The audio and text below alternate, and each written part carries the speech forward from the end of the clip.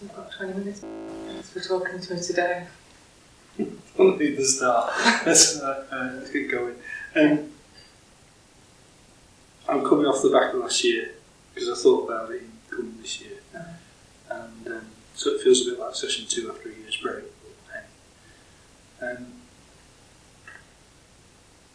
Last time I talked about the development of my sexuality in childhood, and I tried to talk, but it all went wrong, about development more in my 20s. That's what I'm going to try and talk about now. And like what you're with and where you're up to now.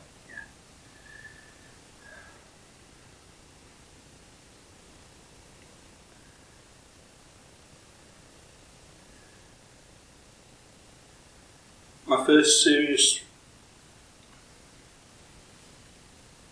relationship lasted about 3 years, and it just spiraled through the floor because I was a total pellet, basically.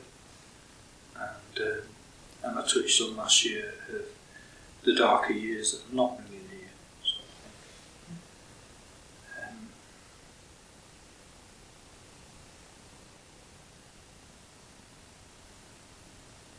And I'm really sad there because there was somebody there that I very deeply loved and still feel a lot of love for now. It's, out of this conference comes the word permanence, and that's there for me. My love for that person, even though I screwed it all up. It's fair enough we're separate. Never seen her again, so. Your feelings for her still with you? Yeah, still as strong as ever.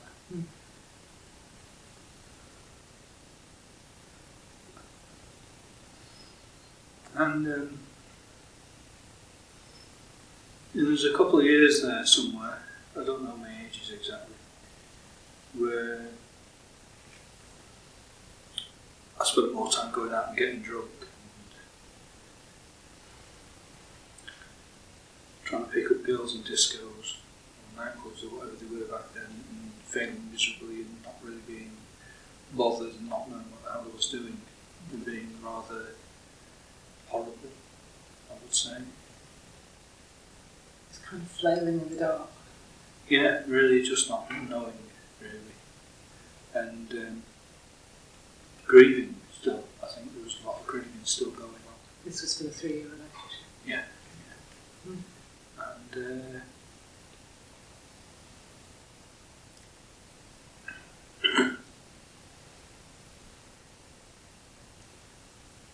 And then I met, and I'm going to use a name, I'll blank it out something later. And I met, and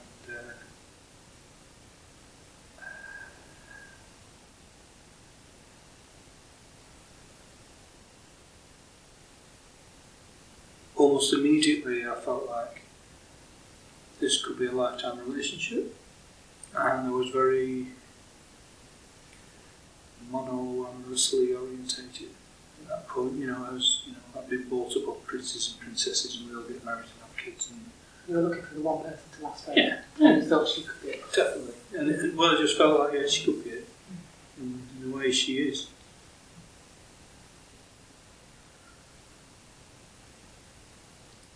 And at the start it was really rocky. I nearly blew it a few times. And that was part of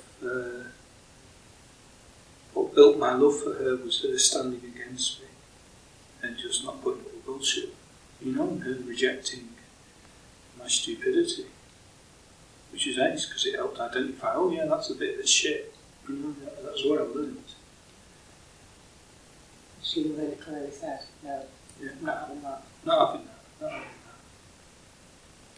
And there were challenges as well, so part of what had gone wrong in the early relationship was I got a really, really horrible jealousy. And I freaked out. I was really into I had a real sense of ownership of my girlfriend, that sort of shit, She's mine. Yeah, and anyone else comes anywhere near, I was through the fucking roof. And I went through screaming abdabs over smear tests, things like that. And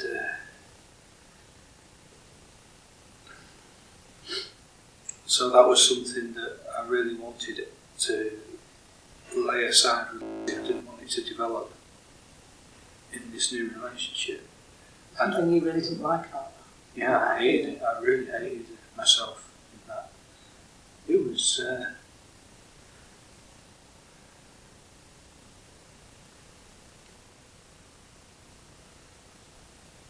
I didn't know it at the time. I mean, now I say like that ownership idea. It's just bollocks. It was just, I don't know how that got into me. But again, it was part of the princesses thing and whatnot. So there was something all that I'd been sold a line somehow. And so aspects of that were there. But I don't need to unpick that because I held it aside. I struggled with it.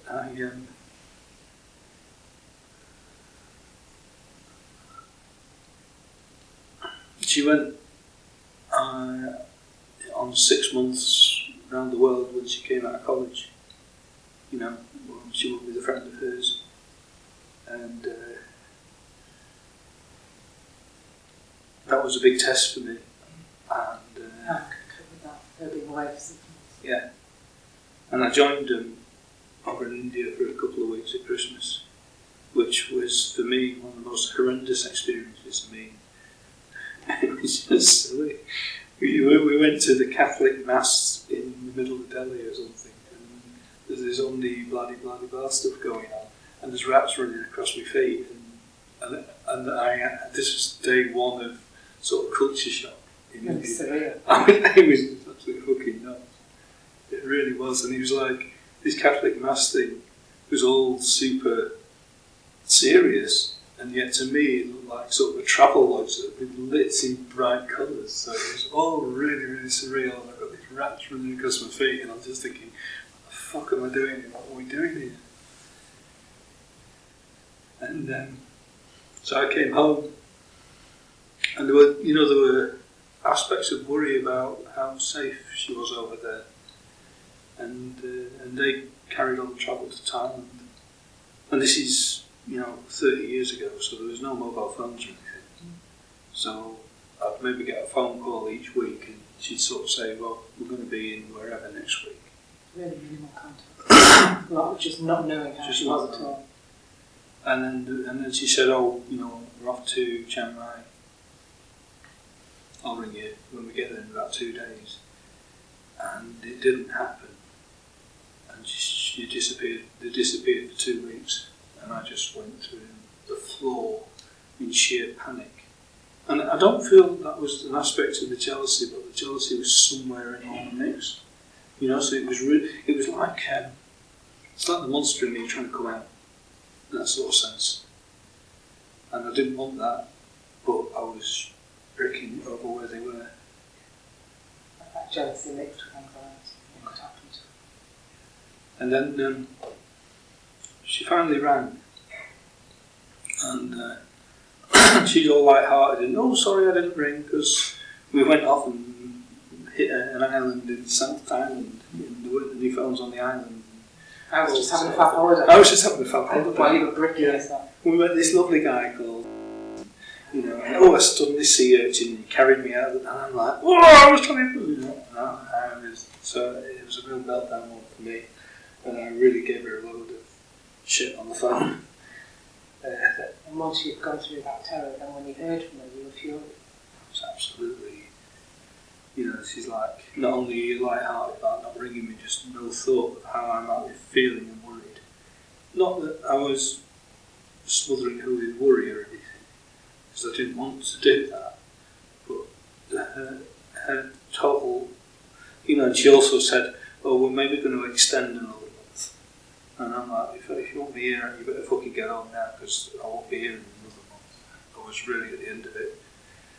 And I feel rotten for maybe curtailing her part of the holiday. A friend carried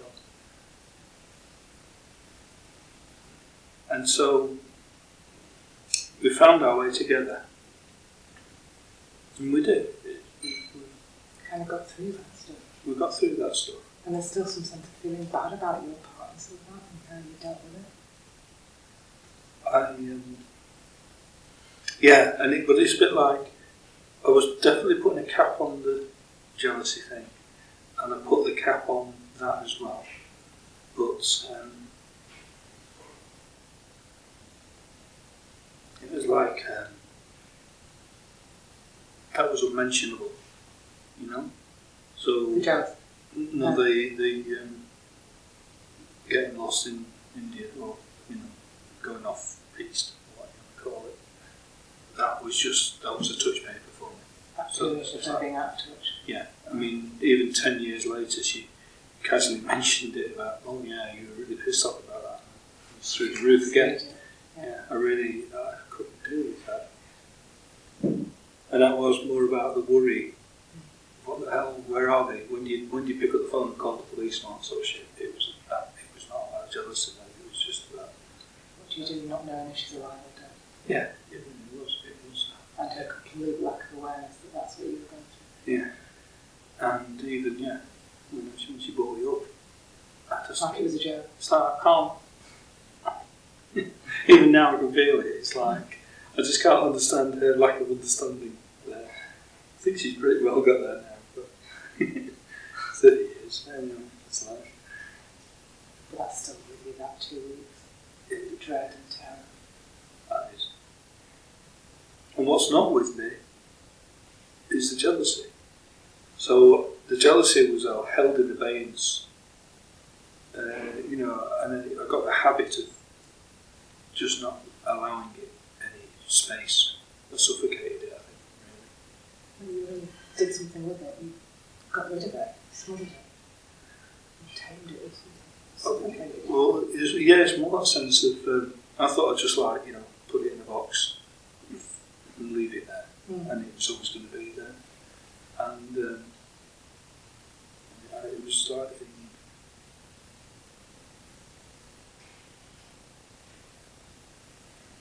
in my mid-30s, so about 10 years later. And we were just looking at things to do together, and we decided to do some ballroom dancing, or salsa dancing as it was. And we did that for a couple of years. And the way the classes were set up was like, you were around in a ring while the teachers showed you the move that we're going to do. And then you do it, but what you do is you do that sort of line thing where you both the men and the women change partners, and you dance with everybody. And sort of within all that mix, there's a bit of a single set going on, and there's a bit of couples trying to keep themselves safe going on, and all sorts of that going on. So that was... A bit of a minefield, It was, yeah. But it was a fun minefield to be in, it was okay. And you just had to know where you were. But I remember looking, and she was dancing with someone across the room. And I just appreciated the beauty of the two of them together. And, quite an intimate dance. And I just hit that I don't feel jealous. Here she is. Shock. Where's the jealousy? Yeah, absolutely gone. But I just remember the strength of... Because when it hit me, I then thought, oh shit, she's going to now jump back on me. And I don't want that. And it didn't. Right, because you noticed it had gone, it would come back. So it's like, so going back to those words before, it's like, I thought I'd just put it in a box, and if the lid came off, it'd be back with me. And it just suffocated or something. But it was gone. And it was so gone. A shock and relief. Massive relief, actually. I'm left with...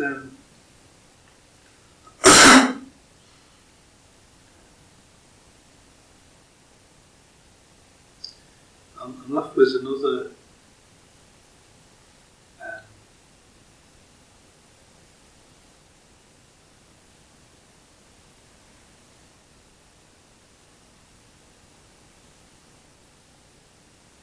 thread.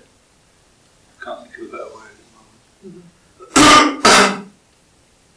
Well, it goes back to when I was a kid. When I was a kid, I don't know, I might have talked about this last year, I don't know. I got sort of hit by a car I was about 6 years old, and basically I was on the pavement. I turned to cross the road, but I hadn't really checked before I crossed the road, and it was quite a narrow road, and a car was going past at that moment. So the fact that I just moved down, it just clipped me. So I just spun off the side of the car onto the floor, and I was okay, absolutely fine. But the driver made that whole fuss thing, basically making sure they weren't going to get sued. It was my sense, even as a 6-year-old. It really was that. It's okay, don't worry about it. I'm not going to come back and blame you or anything. It's my fault. And but my mum took me to the doctor, and the doctor did an anal probe, sort of to test for internal bleeding or something. And I just remember howling the place down and really feeling assaulted, and just feeling, I don't need this, I don't want this, and nobody, and it's my mum holding me down roughly. So it really was. So I had hatred of doctors. So the whole smear test sort of thing, that still resonates somewhere there. So there's a thread there where I really struggle with doctors still. Just the power of that, and it's like the number of times I've spoken about this in therapy, and it's like there, and and it's like the jealousy's gone away, but there's some thread of it in there with this shit, but I can't get rid of this bit, you know. And it's like that memory of being assaulted, and your feelings about when she has to have those medical assaults. Yeah, and when I have to, I mean, you know, we didn't have kids and decided to have a vasectomy. And so I go for a vasectomy and I have to reveal myself and all that sort of thing. And I mean, you know, words have been used here about dissociation. I can do some weird dissociation thing and smile and laugh with the staff while I'm really exposed and stuff, and I really hate it. And I feel I can feel murderous. My level of hatred, and so I don't know if it's that instant back then, but the sheer strength of feeling in me is really quite something. The level of that rage. And it just, I don't know if it's from that, but you know, I take it that that's there. And it's like I can put it aside and thank you, Mr. Doctor, Mr. Doctor, whatever. I can do it, but I feel like if something's just a bit off, you know? It's like it's just, you're holding it together, it's kind of waiting inside, but you think anything could just make it erupt. Yeah. That's what I don't like. It's like I had a colonoscopy, and I just I almost lost it about why is there this many people in the room? Why does there need to be this many people in the room? You know, and there's been other times where it's like the medical staff just don't seem to get the idea, and I'm thinking I'm pretty sure they've trained them on this sort of stuff now, but they just don't seem to get the idea that it's not okay to have someone sat in the corner on a computer while you're being, you know, physically examined. I just don't fucking get it. Why don't they understand that you're so exposed and vulnerable? And they don't, And they're invading. I can do that. I mean, that's, you know, the dissociation lets me do that. I can laugh with them while I'm watching the thing go through my guts, you know, and you can cut off from all those feelings about it. And you're watching it like a film on telly, and it's like, I'm okay with that. I prefer that to being sedated and being totally powerless, you know? You can pretend it's happening to somebody else.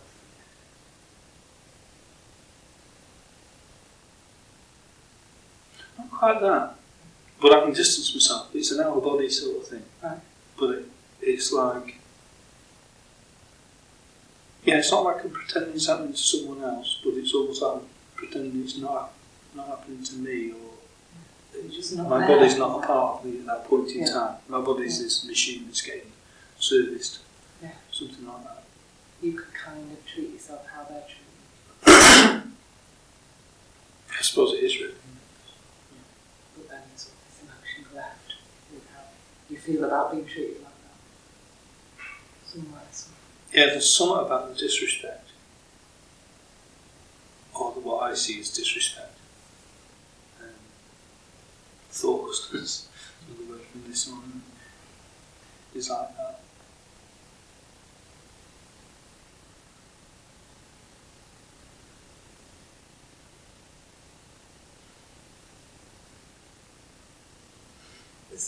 You're saying that bit's left, and it's something to do with the jealousy, I'm not getting the connection with the jealousy.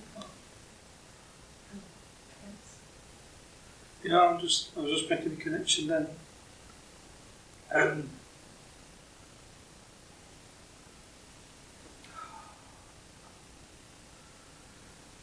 When I was with this other person, she went on the pill, and that was when she was on the smear test sort of thing. And I actually attended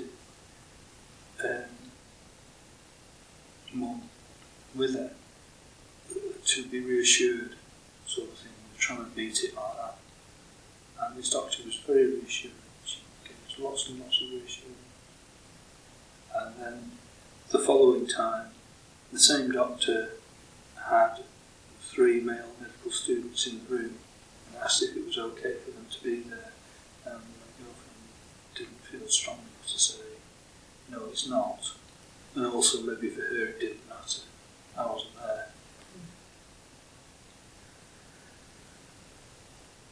And I was really angry, I would say. I was really totally through the roof with the doctor, but also with the girlfriend, and that's part of where it's all going on, you see. It's fair enough. You were angry with her for letting them be in the room? Yeah. It was,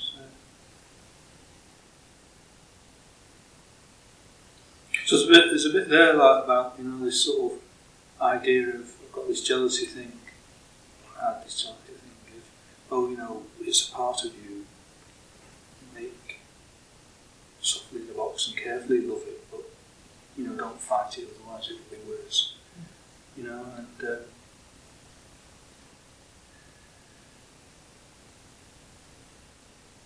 But I felt so let down.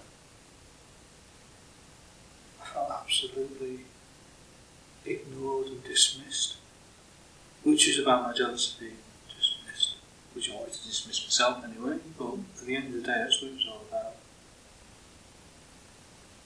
But that felt like it was all about your possessiveness of her and that was wrong? Yeah. I could agree that was wrong. And I don't know where the hell that came from. That possessiveness and stuff, I don't know where that came from. And was it all possessiveness? The way you described that when you went with her the time before and kind of to be reassured it was alright, it felt like there was a bit of protectiveness in it as well? Or would it just there could be a whole thread down there of protectiveness. I'd like to claim that, but I don't think that would be some relief to go. It's not just all jealous. Actually, it's something nice and it was something like okay-ish. No. Didn't feel like that. No, I didn't feel like that. Yeah, I could go off on a whole thread of events of protectiveness in that way. But that almost was an excuse. It was actually possessiveness. This was possessiveness. This was horrible. And I'm so glad it's not there. And the threads that are still there, I'd love to be rid of them. I suppose that's why I'm doing this now. It still goes on in therapy.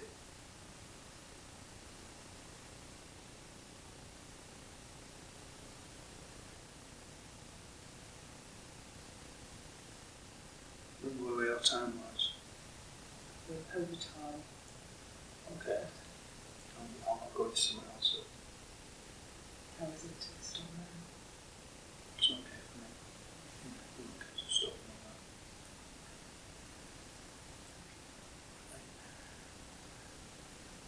I'm going to do what I did last time. I'm going to leave the room. And I just need to bring myself down, so I'm okay. But